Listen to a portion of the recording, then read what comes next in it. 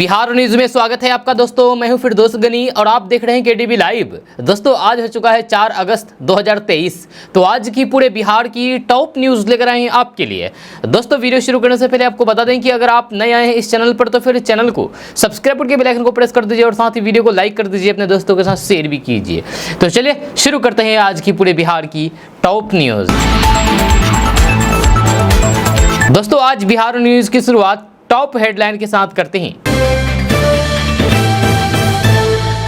तो बात करते हैं कि बिहार में बाढ़ से निपटने की तैयारियों पर अब जिलों को मिलेंगे अंक, नीतीश सरकार ने तय किए मानक। बिहार शिक्षक भर्ती परीक्षा में बायोमेट्रिक हाजिरी बनेगी, शिक्षा विभाग का बड़ा फैसला। बाहुबली साहबुद्दीन के बेटे ओसामा साहब पर एफआईआर दर्ज, बहन के ससुराल में दिखाई थी दबंगई। बिहार को एक और वंदे भारत एक्सप्रेस ट्रेन को मिली सौगात, बिहार वासियों के लिए बड़ी खुशखबरी। बिहार में एक समान बिजली दर करने की तैयारी, जानिए कब से ये व्यवस्था होगी लागू। बिहार की जेलों में क्षमता से ज्यादा कैदी, कम पड़ रही है जगह, बनेंगे नए बंदी कक्ष। दिल्ली बिहार समेत देश भर की 20 यूनिवर्सिटीज को घोषित किया गया फर्जी, जानिए कहां के कितने संस्थान, आगे आपको बताएंगे इसी वीडियो में विस्तार से।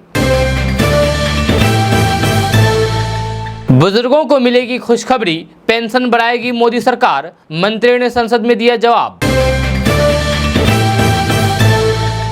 बिहार में आरा, डुमराव, बिहार शरीफ समेत 13 रेलवे स्टेशन होंगे विकसित, जानिए आगे आपको बताएंगे इस वीडियो में विस्तार से।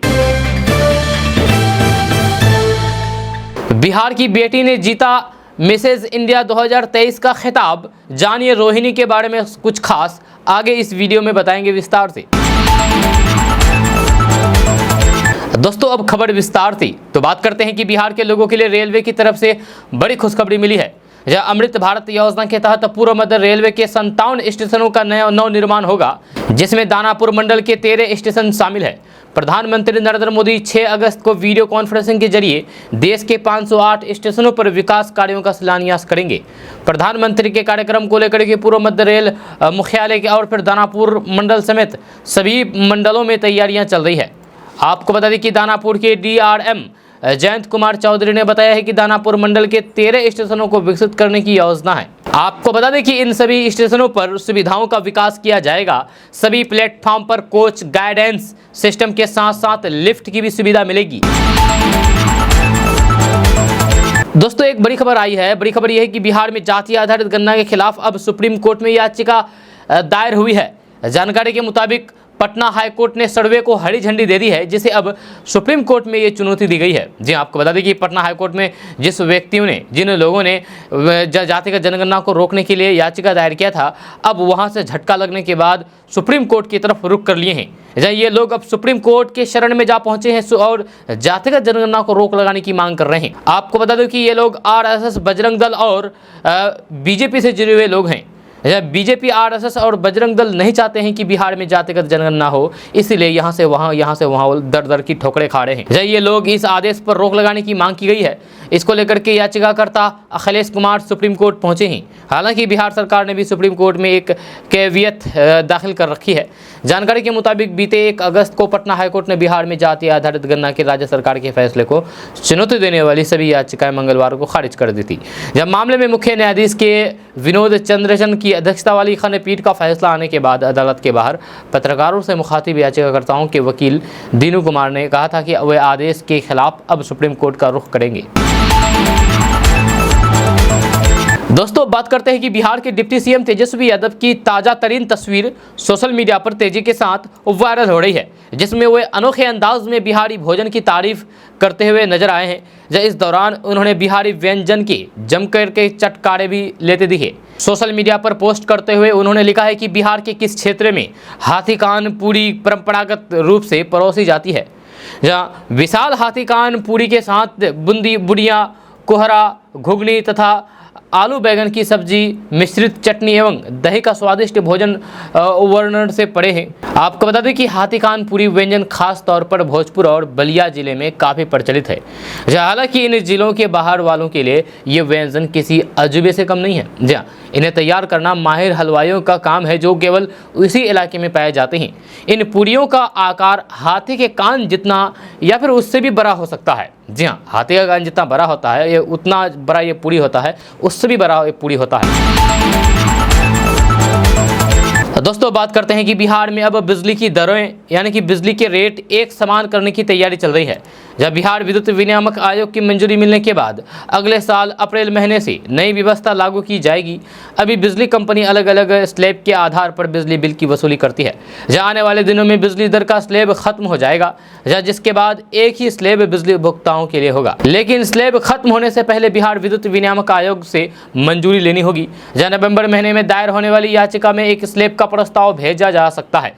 यदि बिहार विद्युत विनियामक आयोग की अनुमति मिलेगी तब अगले साल 1 अप्रैल से इसे लागू कर दिया जाएगा और लोगों को एक स्लैब के अनुसार ही बिजली बिल का भुगतान करना होगा। एक स्लैब होने से बिजली उपभोक्ताओं को लाभ होगा। ग्रामीण क्षेत्र के उपभोक्ताओं को 1.5 यूनिट के बीच बिजली का खपत करने पर 2 रुपये 60 पैसे यूनिट और उससे अधिक खपत करने पर 3 रुपये प्रति यूनिट बिजली दर से भुगतान करना होगा। जब वहीं शहरी क्षेत्र के उपभोक्ताओं को 1 से 100 यूनिट के बीच बिजली खपत करने पर 4 रुपये 36 पैसे यूनिट की दर से बिजली का भुगतान करना होगा।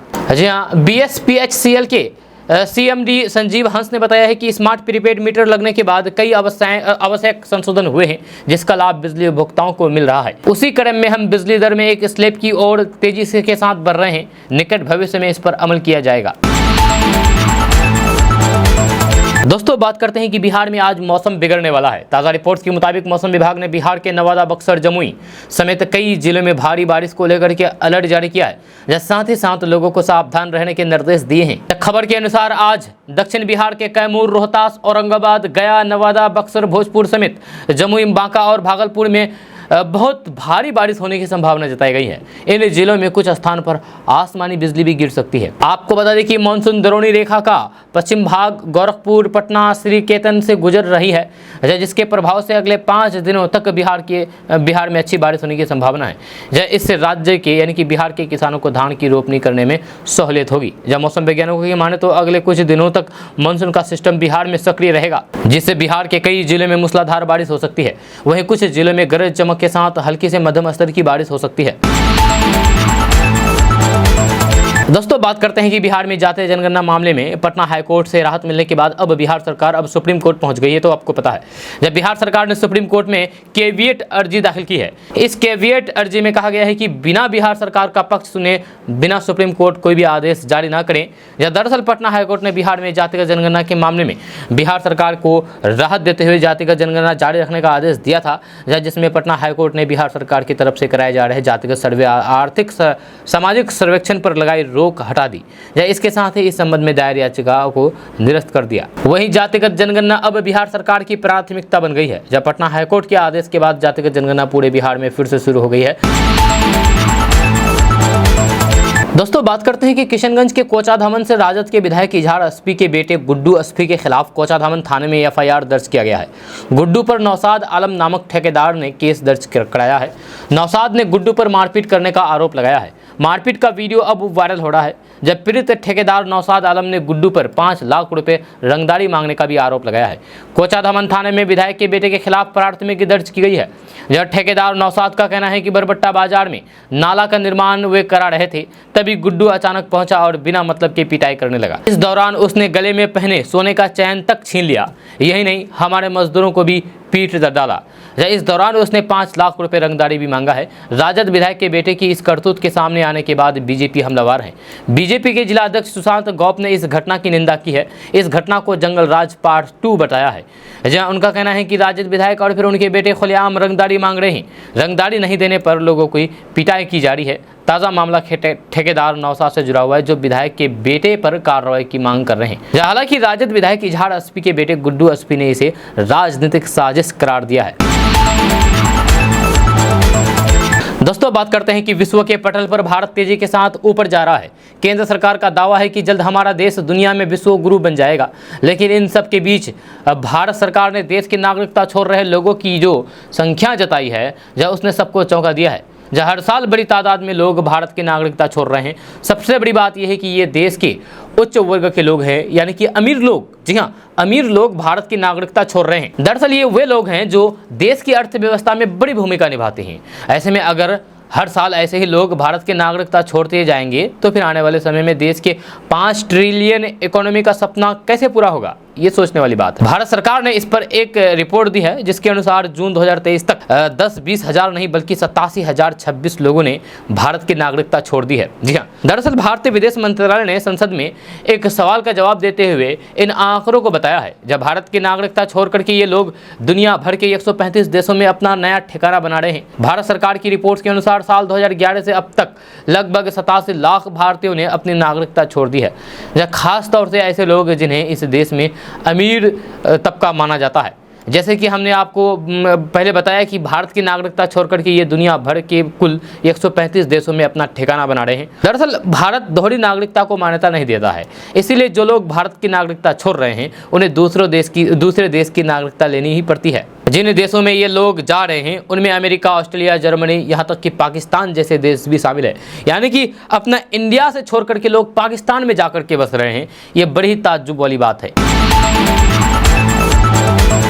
दोस्तों बात करते हैं कि बिहार के सीमावर्ती जिले सीतामढ़ी शिवहर में सक्रिय धर्मांतरण गिरोह के से सदस्यों की सक्रियता से स्थिति तनावपूर्ण बन गई है। ईसाई मिशनरी से जुड़े लोगों द्वारा आयोजित धार्मिक जमात को लेकर के मेजरगंज प्रखंड के डुमरी में हंगामा खड़ा हो गया है। ये इलाके के गरीब अशिक्षित लोगों को लालच देकर के बरगला करके उनका धर्म परिवर्तन कराने का आरोप लगाते हुए लोगों ने जम करके हंगामा किया। डुमरी में ईसाई धर्म प्रचारकों की जमात में धर्म परिवर्तन कराने की बात को लेकर के हुए हंगामे की खबर पुलिस को भी दी और पुलिस मौके पर पहुंच करके जांच के दौरान भारी मात्रा में धार्मिक किताबों को कब्जे में लिया है। लोगों ने बताया है कि सीतामढ़ी के रीगा, मेजरगंज, सन्नी, सैदपुर, बथनाहा, परिहर, शिवहर के पुनहरिया में झांसा देकर के धर्म परिवर्तन कराया जा रहा है। हालांकि ऐसे धार्मिक जमात में जाने वाले लोग विवाद से बचते हुए धर्म परिवर्तन से इनकार करते हुए जरूर दिख रहे हैं। जहाँ पर कुछ लोगों ने धर्म परिवर्तन की बात को स्वीकार किया है। ऐसे लोगों की माने तो धर्मांतरण के लिए प्रेरित करने वाले ईसाई मिशनरी के सदस्य उनके घर तक जरूरी सामान तक पहुँचाने को तैयार रहते हैं। जहाँ इसके अलावा ईसाई धर्म अपनाने पर आगे भी हर तरह के सहयोग का प्रलोभन दिए जाने की बात को भी हिचकते हुए स्वीकार करते हैं। धर्मांतरण पर रोक लगाने के लिए कानूनी प्रावधान होने के बाद भी जब भी ऐसी घटनाएं सामने आती है तो फिर इसको लेकर के उंगली सीधे शासन प्रशासन की तरफ उठेगी। धर्म परिवर्तन की कोशिशों को गंभीरता से लेते हुए ऐसी किसी भी पहल पर कड़ी कार्रवाई नहीं होती है तो फिर इलाके में ऐसे तनावपूर्ण हालात बने रहेंगे। ये विवाद का कारण भी बनेगा। तो फिर वहीं अब इस संवेदनशील मामले को लेकर के सियासी हलचल भी बढ़ेगी। इस बीच प्रशासन की ओर से क्या कार्रवाई की जाती है ये भी देखने वाली बात होगी। दोस्तों बात करते हैं कि बिहार में सुखाड़ और बाढ़ से धान की खेती को काफ़ी नुकसान होता है। जहाँ इस साल भी कम बारिश होने से धान की खेती प्रभावित हो रही है। बाढ़ और सुखाड़ के दौरान भी धान की खेती प्रभावित ना हो, इसे लेकर के ICMR पटना की ओर से शोध किया जा रहा है। जी हाँ, ICMR परिसर में ही देश और फिर विदेश की 1000 से अधिक धान की प्रजातियों में से चुनिंदा प्रजातियों पर तीन तरह से ट्रायल शुरू किया गया है। जी हाँ, यहाँ ट्रायल हो जाने के बाद इसे चावल अनुसंधान केंद्र भेजा जाएगा। यहाँ भी इसका ट्रायल होगा और एक प्रोसेस के बाद इसे किसानों के बीच वितरित कर दिया जाएगा। जब इससे बाढ़ और सुखाड़ होने पर भी धान की खेती को नुकसान कम होगा। जब सुखाड़ के दौरान भी औसतन उत्पादन ठीक रहेगा। जहाँ सूखा क्षेत्र में केवल 2 पानी देने की आवश्यकता पड़ सकती है। दोस्तों बात करते हैं कि बिहार में जातिगत जनगणना को हरी झंडी दिखा दी गई है। जब पटना हाईकोर्ट ने कास्ट सर्वे यानी कि जातिगत जनगणना को वैध और लीगल माना है।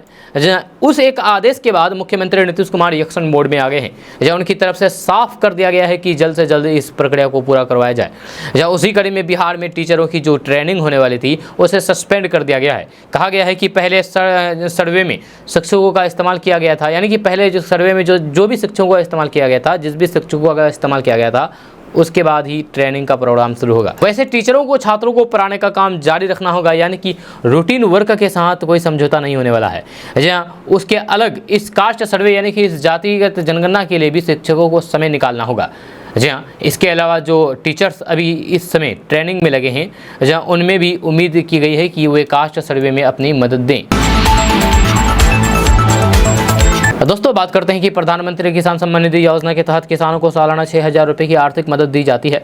ये राशि 4 महीने के अंतराल में 3 किस्तों में 2-2 हज़ार रुपये करके किसानों के खाते में डीबीटी के माध्यम से ट्रांसफर किए जाते हैं। 8.5 करोड़ से भी अधिक किसानों के खाते में पीएम किसान योजना की 14वीं किस्त ट्रांसफर कर दी गई है। प्रधानमंत्री नरेंद्र मोदी ने डीबीटी के द्वारा ये अपने वो लोगों के खाते में पैसे भेज दिए हैं। हालांकि कई किसान ऐसे हैं जिनको किस्त जारी होने के 5 दिनों बाद भी इस योजना का लाभ नहीं मिल पाया है, यानी कि 5 दिनों के बाद भी कुछ ऐसे किसान हैं जिनको पैसा नहीं मिला है। जी हाँ, अपनी अटकी हुई किस्त के लिए इन किसानों को क्या करना होगा हम आपको अभी बताने वाले हैं। किसानों को सबसे पहले अपना स्टेटस चेक करने के लिए आधिकारिक किसान पोर्टल pmkisan.gov.in पर जाना होगा। यहाँ पर उन्हें नो योर स्टेटस पर जाना होगा। या उसके लिए रजिस्ट्रेशन नंबर और फिर स्क्रीन पर दिया गया कैप्चा कोड को दर्ज करना होगा। इसके बाद गेट डाटा पर और फिर उसके सामने आपकी पूरी जानकारी आ जाएगी। यहाँ आपको आपके दस्तावेज के बारे में सही जानकारी मिल पाएगी। या इसमें कोई भी गलती हो तो फिर उसे ठीक करवा लें। या अटकी हुई राशि किसानों के खाते में अगले किस्त के साथ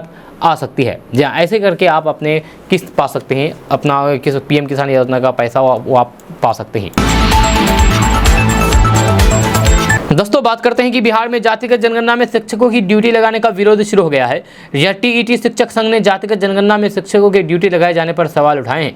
संघ के प्रदेश अध्यक्ष अमित विक्रम ने कहा है कि विद्यालय समय से चलता रहे, इसके लिए शिक्षकों को विद्यालय में रहना जरूरी है, लेकिन विभाग शिक्षकों की ड्यूटी लगा रही है। जब बुधवार को बयान जारी करते हुए अमित विक्रम ने कहा कि अभी कुछ दिनों पहले ही शिक्षा विभाग के अपर मुख्य सचिव के पाठक ने जिलों के पदाधिकारियों के नाम चिट्ठी निकाली है कि शिक्षकों को गैर शैक्षणिक कार्य में प्रतिनियुक्त नहीं किया जाए, ताकि विद्यालय की शिक्षा व्यवस्था ठीक रूप से चलती रहे। इसीलिए सभी शिक्षकों का प्रशिक्षण अविलंब खत्म करने का निर्देश दिया गया है। वहीं दूसरी ओर जब कोर्ट ने बिहार सरकार की जातिगत जनगणना को स्वीकृति दे दी है, अब वहीं के पाठक शिक्षकों से जनगणना करवाने को लेकर के कोई भी आपत्ति जाहिर नहीं की है। यह उल्टे चिट्ठी निकाल करके शिक्षकों को जनगणना में हिस्सा लेने की अनुमति दे दी है। यह सभी डीएम को ये निर्देश दिया गया है कि शिक्षकों की ड्यूटी लगते समय विद्यालय पूरी तरीके से शिक्षक विहीन ना हो, इसका भी ध्यान रखा जाए। दोस्तों बात करते हैं कि बाढ़ से निपटने की तैयारी में अब जिलों को खरा उतरना होगा। इस बार उन्हें तैयारियों पर अंक मिलेंगे। आपदा प्रबंधन विभाग ने इसके लिए 7 प्रकार के मानक तय किए हैं। इन मानकों पर उनकी तैयारियों को अंक आंका जाएगा। बाढ़ राहत कार्य में तेजी लाने के लिए विभाग ने ये कवायद की है। जब पहली बार जिलों के बीच प्रतियोगिता कराई जा रही है। सभी जिलों को बाढ़ तैयारियों के मानक बता दिए गए हैं। जब उन्हें उनसे संबंधित जानकारी पोर्टल पर अपलोड करनी होगी, जब उसी के आधार पर उनकी तैयारियों की समीक्षा की जाएगी। जिला और फिर प्रखंड स्तर की जानकारी के अलावा मुख्यालय स्तर से संबंधित जानकारी भी पोर्टल पर अपलोड करनी होगी। जब सभी मानकों के लिए अलग अलग अंक निर्धारित किए गए हैं। जब सबसे ज़्यादा अंक संसाधनों की मैपिंग पर निर्धारित है। जब इसमें बाढ़ प्रभावित इलाके, राहत शिविर, सामुदायिक रसोई, स्वास्थ्य शिविर और फिर मैपिंग की जानकारी देनी है। दोस्तों बात करते हैं कि बिहार में शिवहर जिले के एक गांव में पंचायत के दौरान गलत लांछन लगा करके न केवल एक महिला की अर्धनग्न करके पिटाई की गई, बल्कि उसके आभूषण भी उतरवा लिए गए। साथ ही 2,000 रुपये नकदी छीन करके भाग गया। इसे एक दिन पहले ससुर, देवर और फिर जेठ ने मिलकर के महिला की बेरहमी से पिटाई की थी। उसे घर के पास स्थित कटहल के पेड़ से रात भर बांध करके रखा गया था। जब पीड़िता के आवेदन पर महिला थाने में दर्ज प्राथमिकी में पारिवारिक सदस्यों और फिर अन्य को आरोपी किया गया है। जब प्राथमिकी में महिला ने बताया है कि उसका पति शराबी और जुआरी है, इसके चलते हुए अपने मायके में रहती है। जब बीते 27 जुलाई को वे ससुराल आई थी। जब इसी बीच एक दिन वे गांव के एक किशोर से बात कर रही थी, यानी कि एक लड़के से बात कर रही थी। ये बात सास, ससुर, देवर और जेठ को नागवार गुजरी। तीनों ने मिलकर के उस पर झूठा लांछन लगा करके बेरहमी से पिटाई की, साथ ही रात भर कटहल के पेड़ से बांध करके रखा। 28 जुलाई को इस बात को लेकर के गांव में एक पंचायत बैठी, जहां उसे अर्धनग्न करके पीटा गया। भारी पंचायत में मंगलसूत्र, कान से बाली, नाक से खोटला और फिर पैर से बिछिया तक उतरवा दिए गए। लात और मुक्के से पिटाई करके जलील किया गया। एक महिला के साथ ये किया गया है। जी हाँ, जख्मी हालात में हुए सदर अस्पताल पहुंची, जहां इलाज के बाद 30 जुलाई को महिला थाने में प्राथमिकी दर्ज कराई है। जब महिला थाना अध्यक्ष कोमल रानी ने घटना की पुष्टि करते हुए बताया है कि 7 लोगों के खिलाफ प्राथमिकी दर्ज कराई गई है। जांच के साथ आरोपी की तलाश की छापेमारी की जा रही है। दोस्तों, बिहार को प्रतिष्ठित religious tourism destination of the year award से सम्मानित किया गया है। जब बेंगलुरु में आयोजित इंडिया इंटरनेशनल ट्रेवल मार्ट 2023 में राज्य ने यह प्रतिष्ठित वर्ष का धार्मिक पर्यटन गंतव्य स्थल पुरस्कार जीता है। जब बिहार पर्यटन विभाग के सचिव अभय कुमार सिंह और फिर निदेशक विनय कुमार राय ने इस पुरस्कार को बिहार पर्यटन के लिए गौरव का क्षण बताया है। यह पर्यटन विभाग के निदेशक और सचिव ने कहा है कि पर्यटन विभाग लगातार नए नए अभियान प्रयोगों के जरिए पर्यटन स्थलों में सुविधाओं और फिर आकर्षण केंद्रों का विस्तार कर रहा है। यह उसी का परिणाम है कि ये पुरस्कार राज्य को प्राप्त हुआ है। उन्होंने सभी को बधाई देते हुए भविष्य में बेहतर कार्य के लिए प्रोत्साहित किया है। सचिव और निदेशक ने कहा है कि इस अवार्ड का श्रेय हमारे पर्यटन विभाग के पदाधिकारियों और कर्मियों को जाता है। विभाग आगे भी लगातार अपने पर्यटन स्थलों को बेहतर बनाने की दिशा में कार्य करता रहेगा ताकि हम देश में एक बेहतर पर्यटन राज्य के रूप में स्थान हासिल करते रहें। दोस्तों, बात करते हैं कि बिहार में सूखे की मार झेल रहे किसानों को सरकार के द्वारा डीजल अनुदान दिया जा रहा है। ताज़ा रिपोर्ट्स के मुताबिक जिन किसानों ने डीजल अनुदान के लिए आवेदन किया था, या उनके बैंक अकाउंट में अनुदान राशि का भुगतान शुरू हो गया है। खबर के अनुसार किसानों को 1 एकड़ भूमि की सिंचाई के लिए 750 रुपये अनुदान राशि मिल रहा है, जबकि किसानों को धान का बिचड़ा और जूट के खेत में 2 बार सिंचाई के लिए 1500 रुपये का अनुदान दिया जा रहा है। किसान अधिकतम 8 एकड़ जमीन तक अनुदान ले सकते हैं। आपको बता दें कि सरकार के आदेश के बाद डीबीटी के जरिए किसानों के बैंक खाते में अनुदान राशि का भुगतान शुरू कर दिया गया है। अगर आपने इसके लिए आवेदन किया है तो फिर बहुत जल्द आपके बैंक खाते में अनुदान की राशि पहुंच जाएगी। डीजल अनुदान देने के लिए बिहार कृषि निदेशक पटना ने बीते 22 जुलाई को निर्देश जारी किया था। इसके बाद आवेदन की प्रक्रिया शुरू किया गया है। अगर आपने अभी तक आवेदन नहीं किया है तो फिर आप कृषि विभाग की वेबसाइट पर जाकर के आवेदन कर सकते हैं। दोस्तों, बात करते हैं कि बिहार में मानसून की दगाबाजी किसानों के लिए आफत बन गई है। जहाँ खेतों में दरारें गहराने लगी है, या इसी के साथ अन्नदाताओं की चिंता भी बढ़ती जा रही है। जहाँ इंद्रदेव की नाराजगी मधुबनी जिले में भी बढ़ रहा है। मौसम की मार के आगे अन्नदाता लाचार नजर आ रहे हैं। मिथिलांचल में इस बार सुखाड़ जैसे हालात बनते जा रहे हैं। हर साल बाढ़ से प्रभावित रहने वाला मधुबनी जिला भी इस बार पानी को मोहताज हो गया है। किसानों ने किसी भी तरफ से बिचड़ा को तैयार कर लिया है, लेकिन रोपाई के लिए बोरिंग का सहारा लेना पड़ रहा है। बारिश हो ही नहीं रही है। दोस्तों, बात करते हैं कि फिर से जातिगत जनगणना कराए जाने को लेकर के पटना हाईकोर्ट के आदेश के बाद सर्वेक्षण का काम दोबारा शुरू हो गया है, जिसे 1 सप्ताह में पूरा करने का लक्ष्य रखा गया है। वहीं पहले से हो चुके जातिगत जनगणना का रिकॉर्ड सुरक्षित रखने का आदेश हाईकोर्ट ने दिया था, लेकिन इस मामले में गया नगर निगम की बड़ी लापरवाही सामने आई है। दरअसल बारिश के पानी से जातिगत जनगणना का रिकॉर्ड भीग करके खराब हो गया है। रिकॉर्ड फॉर्म का हाल ये हो गया है कि इसे ठीक से पढ़ा भी नहीं जा सकता है। जब भीगे हुए डॉक्यूमेंट्स को अब नगर निगम सुखाने में लगा है। मिली जानकारी के अनुसार नगर निगम के अधिकारियों ने इस काम से जुड़े शिक्षक से अपील की है कि वे ये बात किसी को ना बताएं, सब ठीक हो जाएगा। आपको बता दें कि परगनक फील्ड में जाकर के लोगों से जानकारी इकट्ठा करते थे और फिर इसे गया नगर निगम में जमा करते थे। नगर निगम के अशोक भवन के हॉल में इसे रखा गया था, जहाँ 70 परगनकों ने करीब 5000 से अधिक सर्वे रिपोर्ट नगर निगम में जमा कराए थे, जो बारिश के पानी में भीग करके ऐसा हो गया है कि जिसे ठीक से पढ़ा नहीं जा सकता है। ये सारे फॉर्म पानी में भीग करके नष्ट होने के कगार पर हैं। इस मामले पर नगर आयुक्त अभिलाषा शर्मा ने बताया है कि गुरुवार को इसकी जांच की जाएगी और फिर दोषियों पर सख्त कार्रवाई की जाएगी। दोस्तों, बात करते हैं कि करक आईएएस ऑफिसर शिक्षा विभाग के अपर मुख्य सचिव के पाठक की नज़र अब कोचिंग संस्थानों की तरफ चली गई है। नज़र पड़ते ही के पाठक ने कोचिंग संचालकों को लेकर के डीएम को बड़ी जिम्मेदारी सौंपी है। 31 जुलाई को शिक्षा विभाग के अपर मुख्य सचिव के पाठक ने सभी जिला के डीएम को पत्र लेकर के कोचिंग संस्थानों की गतिविधियों पर नजर रखने को कहा है। साथ ही 1 महीने के बाद सख्त कानूनी कार्रवाई करने का आदेश दिया है। के पाठक ने डीएम को लिखे पत्र में कहा है कि बिहार में कोचिंग रेगुलेट एक्ट 2020 लागू है, लेकिन इस अधिनियम के तहत कभी कोई भी कदम नहीं उठाया गया है। 1 जुलाई 2023 से सरकारी विद्यालयों के गहन जांच की जा रही है। प्रतिदिन 25,000 से अधिक विद्यालयों की जांच की जा रही है। वे स्वयं सप्ताह में 1 बार निरीक्षण के लिए निकलते हैं। जहाँ अनुश्रवण में कोचिंग संस्थानों को लेकर के कई बातें का पता चला है। जानकारी लगी है कि कोचिंग संस्थान विद्यालय के समय पर ही संचालित होते हैं, इस वजह से विद्यालय में उपस्थिति कम रहती है। ये बात कक्षा 9 से 12 तक के छात्रों पर विशेष रूप से लागू होती है। ऐसे जानकारी मिली है कि कोचिंग संस्थानों में सरकारी शिक्षक भी विद्यालय के समय के दौरान जाकर के पढ़ाते हैं। या इतना ही नहीं, ये भी पता चला है कि कोचिंग संस्थानों के संचालन में सरकारी विद्यालय के शिक्षक की भूमिका रहती है। बिहार के सभी डीएम को लिखे पत्र में के पाठक ने कहा कि कोचिंग संस्थानों की गतिविधियों पर नियंत्रण करें। इस संबंध में एक नियमावली भी शीघ्र प्रख्यात की जाएगी, जिसमें कोचिंग संस्थानों के खिलाफ कार्रवाई करने या फिर दंडित करने के लिए या इनका निबंधन रद्द करने के लिए आपको अधिकृत किया जाएगा। दोस्तों, बात करते हैं कि बिहार शिक्षक भर्ती परीक्षा में शामिल होने वाले लोगों के लिए बड़ी खबर सामने आ रही है। ताज़ा रिपोर्ट्स के मुताबिक शिक्षक भर्ती परीक्षा में किसी तरीके का कोई भी धांधली ना हो, इसके लिए बायोमेट्रिक हाजिरी बनाई जाएगी। इसको लेकर के आयोग ने तैयारियां शुरू कर दी है। खबर के अनुसार बिहार लोक आयोग ने बिहार शिक्षक भर्ती परीक्षा को लेकर के सभी जिलों के डीएम को अच्छे परीक्षा केंद्रों का चयन करने का निर्देश दिया है। साथ ही साथ एग्जाम में किसी तरीके की कोई भी दिक्कत ना हो, इसकी पूरी तैयारी करने को कहा गया है। आपको बता दें कि बिहार शिक्षक भर्ती परीक्षा में सभी केंद्रों पर जैमर लगाए जाएंगे। या वही परीक्षा में किसी तरीके की गड़बड़ी करने वाले छात्रों को सीधे जेल भेजा जाएगा। साथ ही साथ उसे बिहार की परीक्षाओं से 5 साल तक के लिए वंचित कर दिया जाएगा। वहीं शिक्षक भर्ती परीक्षा में कोई भी फर्जी विद्यार्थी ना बैठ सके, इसके लिए सभी की बायोमेट्रिक उपस्थिति ली जाएगी। आपको बता दें कि बिहार लोक सेवा आयोग यानी कि बीपीएससी शिक्षक नियुक्ति को लेकर के पूरी तरीके से सतर्क है और इसकी तैयारी में जुटा हुआ है। दोस्तों, बात करते हैं कि पूर्व सांसद और बाहुबली नेता शहाबुद्दीन के बेटे ओसामा साहब पर एफआईआर दर्ज किया गया है। ओसामा के साथ 6 अन्य लोगों पर भी प्राथमिकी दर्ज की गई है।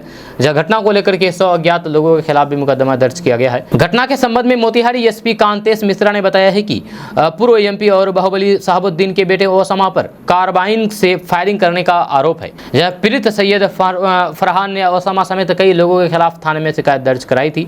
शिकायत में बताया गया है कि सिवान के प्रतापपुर निवासी ओसामा समेत कई अज्ञात लोग पिस्तल, कार्बाइन और फिर राइफल लेकर के आए और गाली गलौज करने लगे। इसके बाद 4 दीवारी को तोड़ने के लिए जेसीबी बुला लिया। खौफ पैदा करने के लिए इस दौरान आरोपियों ने कई राउंड फायरिंग भी की। पीड़ित ने पुलिस को बताया है कि जब ओसामा कार्बाइन से फायरिंग कर रहा था तो फिर धमकी देते हुए कह रहा था कि मुझे पहचानते हो, सिवान से आया हूँ, शहाबुद्दीन साहब का बेटा हूँ और मेरा नाम ओसामा है। उसके साथ ही तोड़फोड़ की घटना को अंजाम देते रहे। तभी कुछ लोग घटना का वीडियो भी बना लिया, जिसे सबूत के तौर पर पुलिस को सौंपा है। दोस्तों, बात करते हैं कि बिहार में अगर आप पानी का बिजनेस शुरू करना चाहते हैं तो फिर आपको कुछ जरूरी नियम का पालन करना होगा। जहाँ जरूरी नियम आपको पालन करने होंगे, उस नियम का पालन करते हुए आप गांव से लेकर के शहर तक कहीं पर भी पानी का बिजनेस स्थापित कर सकते हैं और इस बिजनेस से अच्छी कमाई कर सकते हैं। बिहार में पानी का बिजनेस शुरू करने के लिए कुछ नियम है। वह है मिनरल वाटर का बिजनेस शुरू करने के लिए आपको छोटे स्तर पर एक इंडस्ट्रियल सर्टिफिकेट की आवश्यकता होगी। जब पानी के बिजनेस के लिए गांव के लोगों को ग्राम पंचायत और शहर के लोगों को नगर निगम से एनओसी लेना भी ज़रूरी होगा। अगर आप पानी के बिजनेस के लिए बोरिंग कर रहे हैं तो आपको स्थानीय पंचायत या फिर नगर निगम से इसकी इजाज़त लेनी होगी। बिजनेस में अगर आप श्रमिकों की मदद लेते हैं तो फिर इसके लिए आपको श्रम विभाग में भी पंजीकरण करवाना अनिवार्य होगा। जब मिनरल वाटर का बिजनेस शुरू करने के लिए आपको प्रदूषण नियंत्रण बोर्ड से भी अनुमति लेना अनिवार्य होगा। दोस्तों, बात करते हैं कि बिहार के लोगों के लिए बड़ी खुशखबरी है, जहां एक और वंदे भारत एक्सप्रेस ट्रेन की सौगात मिलने जा रही है। जहां पटना हावड़ा रूट पर इस सेमी हाई स्पीड ट्रेन को चलाने की तैयारी लगभग पूरी हो गई है। अगस्त से पहले या फिर दूसरे सप्ताह में वंदे भारत एक्सप्रेस ट्रेन शुरू करने की संभावना है। जहां हालांकि फाइनल डेट अभी तय नहीं हुई है। जब पटना से रांची के लिए शुरू हो चुके वंदे भारत बिहार के लिए ये दूसरी वंदे भारत एक्सप्रेस ट्रेन होगी। पहली वंदे भारत एक्सप्रेस ट्रेन को 27 जून 2023 को पटना से रांची के लिए शुरू की गई थी। ईसीआर के मुख्य जनसंपर्क अधिकारी विजेंद्र कुमार ने बताया है कि पटना हावड़ा रूट पर वंदे भारत ट्रेन को सफलतापूर्वक शुरू करने को लेकर के रविवार को वीडियो कॉन्फ्रेंसिंग के जरिए पूर्व मध्य रेलवे मुख्यालय और फिर दानापुर खंड के वरिष्ठ रेलवे अधिकारियों के बीच एक हाई लेवल मीटिंग हुई है। दोस्तों, बात करते हैं कि बिहार के जो युवा बिहार पुलिस में सिपाही बनना चाहते हैं तो उनके लिए खुशखबरी लेकर के आए हैं। जहां कहा जाता है कि बहुत जल्द बिहार पुलिस में 21,391 पदों पर सिपाहियों की बहाली की जाएगी और इसके लिखित परीक्षा को लेकर के अब डेट अनाउंस कर दिया गया है। आपको बता दें कि 24 सितंबर से सिपाही भर्ती परीक्षा शुरू कर दिया जाएगा। ये परीक्षा सितंबर से शुरू होगी और फिर अक्टूबर तक चलेगी, यानी कि 1 तारीख से 7 तारीख को और फिर अक्टूबर महीने में 15 तारीख को भी दो पारियों में परीक्षा का आयोजन किया जाएगा। केंद्रीय चयन परिषद भर्ती परीक्षा ने बताया है कि हम लोगों ने एक टेंटेटिव डेट तय किया है जो अभी सिर्फ प्रस्तावित है, यानी कि आप कह सकते हैं कि 90% फाइनल है और अगर कुछ गड़बड़ियाँ होती हैं तो फिर 10% चेंज किया जा सकता है। इसके अनुसार 24 सितंबर को, 1 अक्टूबर को, 7 अक्टूबर को और फिर 15 अक्टूबर 2023 को सिपाही भर्ती परीक्षा के तहत लिखित परीक्षा का आयोजन किया जाएगा। दोस्तों बात करते हैं कि बिहार में नई शिक्षा नीति लागू हो चुकी है। इस कानून के लागू होने के बाद से बिहार में शिक्षक बनने का नियम बदल गया है। पहले नियोजन इकाई द्वारा शिक्षक पात्रता परीक्षा पास करने वाले छात्रों का चयन किया जाता था, लेकिन अब उस युवकों को बीपीएससी द्वारा ली जाने वाली परीक्षा में पहले शामिल होना होगा और पास करना होगा। जहाँ नेगेटिव मार्किंग भी है, यानी कि अगर आप परीक्षा के दौरान गलत जानकारी देते हैं तो फिर आपके नंबर काट लिए जाएंगे। इसी बीच शिक्षक भर्ती परीक्षा को लेकर के बीपीएससी ने नया बदलाव किया है, जिस कारण कई छात्रों को परेशानी हो सकती है। बताया जाता है कि परीक्षा के दौरान छात्रों से बायोमेट्रिक हाजिरी बनाया जाएगा। आसान भाषा में कहें तो अगर छात्र किसी भी कारण से 1 मिनट भी लेट होते हैं तो वह परीक्षा में शामिल नहीं हो पाएंगे। जैसे कि आपको पता है कि बायोमेट्रिक हाजिरी ऑनलाइन सिस्टम के जरिए बनता है, जहाँ परीक्षा सेंटर पर एक इलेक्ट्रॉनिक मशीन लगाया जाएगा जिस पर छात्रों को अपने अंगूठे का निशान देकर के हाजिरी बनाना होगा। जब बिहार लोक सेवा आयोग यानी कि बीपीएससी शिक्षक नियुक्ति परीक्षा की तैयारी में जुट गया है। परीक्षा में किसी तरीके की गड़बड़ी नहीं हो और फिर कोई भी फर्जी परीक्षार्थी नहीं बैठ सके, इसके लिए अभ्यर्थियों की बायोमेट्रिक उपस्थिति ली जाएगी। दोस्तों बात करते हैं कि बिहार के मुजफ्फरपुर में रोटी वैन चलती है। जी हाँ, रोटी वैन यानी कि रोटी गाड़ी। जब मुजफ्फरपुर शहर के मरवाड़ी समुदाय के उत्साही युवा अपनी जेब खर्च से बजट करके इसे चलाते हैं। जब 400 आंखें टकटकी लगाए रहती है कि आखिर कब वह वैन आएगी कि जिससे कि उनकी भूख मिट सके। जब वैन से एक व्यक्ति को 4 गर्म रोटियां, सब्जी, अचार और साफ पानी फ्री में दिया जाता है। जब इस वैन का नाम है अन्नपूर्ण की रसोई। जब शुरुआत करने का उद्देश्य था पैसे के अभाव में कोई भी भूखा नहीं रहे। जहाँ इनकी शुरुआत 3 अप्रैल 2023 को अन्नपूर्ण देवी के आशीर्वाद से श्री अन्नपूर्ण ढंडंग मंदिर के समीप की गई थी। जहाँ तब से ये जन सेवा निरंतर चल रही है। जहाँ इस निःशुल्क भोजन गाड़ी में ऑटोमेटिक रोटी बनाने की मशीन लगी है, जिससे सभी के लिए प्रतिदिन गर्म रोटी और सब्जी की व्यवस्था रहती है। अन्नपूर्ण की रसोई में प्रतिदिन औसतन 200 से 300 लोगों को पेट भर महाप्रसाद खिलाया जाता है। ये गाड़ी महीने में औसतन 25 दिन अपनी सेवाएं देती है। साथ ही पूरे महीने में करीब 6000 लोगों को भरपेट भोजन कराता है। दोस्तों बात करते हैं कि टमाटर की कीमतें आसमान से उतरने का नाम नहीं ले रही है। राजधानी दिल्ली में मदर डेयरी अपने सफल स्टोर से टमाटर 259 रुपये प्रति किलोग्राम बेच रही है। जब अनियमित बरसात के कारण टमाटर की पैदावार में आई कमी की वजह से इसकी आपूर्ति घटी है, जबकि मांग उतनी है। जब यही कारण है कि लगातार टमाटर की कीमतें बढ़ रही है। जब उपभोक्ता मामले के मंत्रालय ने यह कहा है कि बुधवार को टमाटर की कीमत खुदरा बाजार में 203 रुपये और सफल स्टोर पर 259 रुपये प्रति किलोग्राम पहुँच गई है। केंद्र सरकार ने कीमतों पर लगाम लगाने और लोगों को राहत पहुंचाने के लिए सहकारी संस्थानों के माध्यम से सस्ते टमाटर बेचने की कवायद शुरू की गई थी। जो ओएनडीसी यानी कि open network for digital commerce ने 70 रुपये प्रति किलोग्राम की दर से एक हफ्ते में 10,000 किलोग्राम टमाटर बेच दिए थे। एनसीसीएफ और फिर नोफेड आंध्र प्रदेश, कर्नाटक और महाराष्ट्र की मंडियों से खरीद करके दिल्ली, एनसीआर, बिहार, राजस्थान आदि राज्यों में सस्ते दामों पर टमाटर सप्लाई कर रही है। हालांकि ये इतनी तेजी से खत्म हो जाता है कि बहुत सारे लोग इसे खरीद भी नहीं पा रहे हैं। दोस्तों बात करते हैं कि बिहार में रहने वाली वैसी महिलाएं जो विधवा है, उन्हें सरकार के द्वारा सालाना 3600 रुपये की पेंशन मिलती है। ताज़ा रिपोर्ट्स के मुताबिक लक्ष्मीबाई सामाजिक सुरक्षा पेंशन योजना के तहत सरकार इन महिलाओं को पेंशन का लाभ देती है। खबर के अनुसार बिहार सरकार राज्य के विधवाओं के लिए लक्ष्मीबाई पेंशन योजना चलाई है। जहाँ इस योजना के तहत गरीबी रेखा से नीचे की महिलाओं को सालाना 3600 रुपये यानी कि हर महीने 300 रुपये की आर्थिक सहायता उपलब्ध कराई जाती है। बहुत सारे लोगों को इस चीज़ के बारे में नहीं पता है, इस योजना के बारे में नहीं पता है, इसलिए केडीबी लाइव के द्वारा आपको इसके बारे में अवगत कराया जा रहा है ताकि आप भी इस योजना का लाभ ले सके अगर आप इसके लिए एलिजिबल हैं तो। जी हाँ, आपको बता दें कि इस योजना का लाभ लेने के लिए आवेदक को बिहार का अस्थायी निवासी होनी चाहिए। साथ ही साथ आवेदनकर्ता की उम्र 18 साल से ऊपर होनी चाहिए। आवेदन करने के लिए आधिकारिक वेबसाइट पोर्टल www.serviceonline.bihar.gov.in पर विजिट करें। आवेदन करने के लिए अगर दस्तावेजों के बारे में बात किया जाए तो लक्ष्मीबाई सामाजिक सुरक्षा पेंशन योजना का लाभ लेने के लिए आवेदनकर्ता का आधार कार्ड, पति की मृत्यु का प्रमाण पत्र, राशन कार्ड, पैन कार्ड, आय प्रमाण पत्र, आयु प्रमाण पत्र, फोटो, मोबाइल नंबर आदि और फिर बैंक डिटेल्स होनी चाहिए। दोस्तों बात करते हैं कि बिहार में शिक्षा व्यवस्था में सुधार लाने के लिए विभाग के अपर मुख्य सचिव के पाठक आए दिन नया फरमान जारी कर रहे हैं। या इसके बावजूद भी स्कूलों की स्थिति में कोई भी सुधार होता नहीं दिख रहा है। जब बिहार के खगड़िया जिले में एक स्कूल में बच्चों को बैठने के लिए बेंच तक नहीं है, जिसके कारण बच्चे फर्श पर बैठ करके पढ़ाई करने पर विवश हैं। जब वहीं यहाँ की मैडम पढ़ाने के बजाय क्लासरूम में अपना बच्चा खिलाती है। जब हम बात खगड़िया के एक सरकारी स्कूल की कर रहे हैं, जहां बच्चे झुग्गी झोपड़ी में फर्श पर बैठ करके पढ़ाई को करने को मजबूर हैं, जिसका जीता जागता उदाहरण खगड़िया बेला सिमड़ी मध्य विद्यालय की तस्वीर ये बयां कर रही है। जब विद्यालय में भवन जर्जर है, जिससे बच्चों को हमेशा ये डर सताता है कि कहीं कोई अप्रिय घटना ना हो जाए। जहाँ शिक्षा विभाग के अपर मुख्य सचिव के पाठक भले ही बच्चों को के पठन पाठन के लिए आधुनिक तौर तरीके से बच्चों को शिक्षा देने की बात कर रहे हो, लेकिन खगड़िया के सिमड़ी मध्य विद्यालय में ना तो ब्लैक बोर्ड है और ना ही बच्चों के बैठने के लिए बेंच ही है। स्कूल का भवन भी खंडहर में तब्दील हो चुका है, जो कभी भी गिर सकता है। जब शिक्षक पढ़ाने के नाम पर यहाँ सिर्फ खाना आपूर्ति करते हैं, जब वहीं बच्चे जमीन पर बैठ करके पढ़ाई करते हैं। शिक्षा विभाग की नज़र इस विद्यालय पर नहीं है, जब विद्यालय के छात्र छात्राओं के भविष्य के साथ खिलवाड़ किया जा रहा है। विद्यालयों की एक शिक्षिका अपने साथ बच्चों को स्कूल में लेकर आती है, छोटे बच्चे को, जिसे खुद भी खिलाती है और बच्चों को भी खिलाने के लिए देती है। जब बच्चे विद्यालय पढ़ने के लिए आते हैं, ना कि मैडम के बच्चों को संभालने। अब देखना ये होगा कि बच्चों की इस समस्या का निदान कब तक निकाला जा सकता है। दोस्तों आज का न्यूज़ बस यहाँ तक। कैसा लगा नीचे कमेंट बॉक्स में कमेंट करके जरूर बताइएगा। अगर आप नए आए हैं इस चैनल पर तो फिर चैनल को सब्सक्राइब करके बेल आइकन को प्रेस कर दीजिए, साथ ही वीडियो को लाइक कर दीजिए, अपने दोस्तों के साथ शेयर भी कीजिए। तो चलिए मिलते हैं फिर नेक्स्ट वीडियो के साथ, तब तक के लिए जय हिंद जय बिहार।